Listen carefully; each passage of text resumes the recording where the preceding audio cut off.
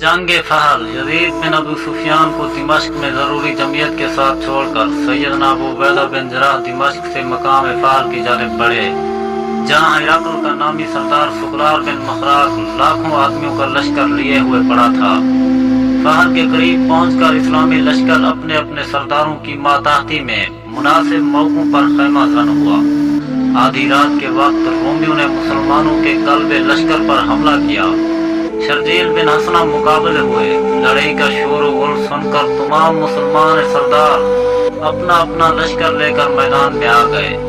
ये लड़ाई कई दिन तक जारी रही।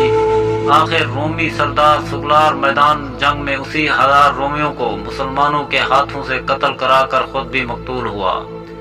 बकियत उस सैफ ने राह फरार इख्तियार की और मुसलमानों के लिए बेशुमार माल गनीमत छोड़ गए। फतह फहल के बाद इस्लामी लश्कर बसियान की जानिब बढ़ा।